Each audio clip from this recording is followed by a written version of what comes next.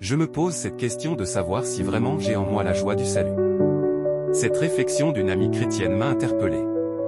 Pour le psalmiste David, après avoir commis adultère et camouflé le meurtre du mari trompé, il est clair que sa conscience devait limiter toute joie profonde. Il en est ainsi pour tout croyant menant une double vie. Mais il se pourrait que bien d'autres facteurs étouffent cette joie légitime. Une éducation chrétienne rigide, légaliste.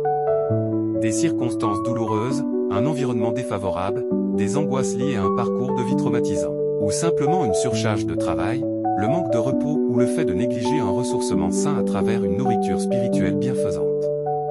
Jésus affirmera que la découverte de son immense amour pour chacun de ses enfants, associé à une communion authentique avec lui, produira dans leur cœur la joie du salut. Qu'est-ce qui m'empêcherait de vivre cette dimension de l'Évangile?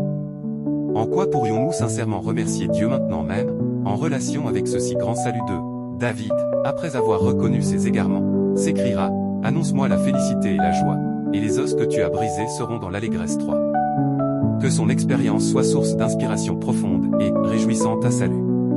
Seigneur, continue à me bousculer, pour que je ne puisse pas m'installer.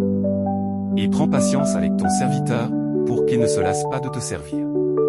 Amen.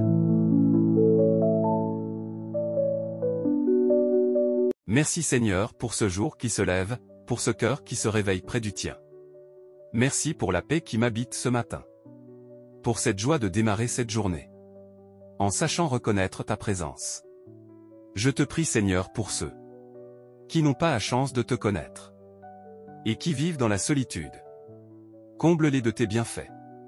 Amour, écoute, présence et sagesse. Merci pour tout Seigneur. Amen.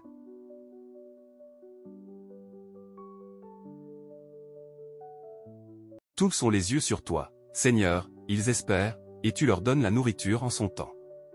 Toi, tu ouvres la main, tu rassasies tout vivant à plaisir. Prions le Père, qui toujours prend soin de ses enfants, notre Père qui est aux cieux. Car c'est à toi qu'appartiennent le règne, la puissance et la gloire, pour les siècles des siècles. Bénis-nous, Seigneur, et bénis ces dons que nous recevons de ta bonté pour nourriture.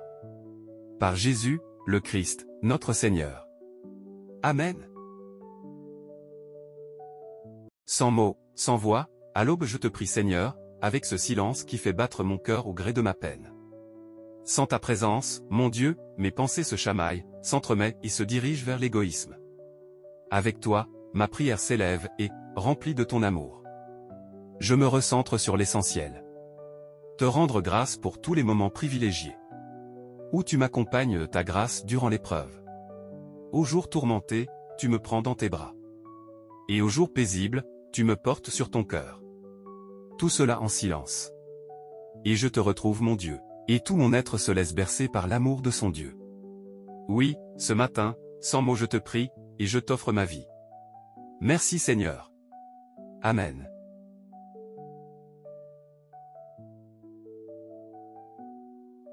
Notre Père qui est au cœur de mon cœur. Que ton nom soit doux sur mes lèvres. Que ma vie témoigne de ton esprit. Que ma liberté chemine avec la tienne. Tourne-moi aujourd'hui vers mes frères avec amour. Regarde avec bienveillance la faiblesse de mon humanité. Apprends-moi à changer mon regard et à ouvrir mes mains. Aide-moi à ne pas trébucher. Et donne-moi en toi la vraie joie. Amen.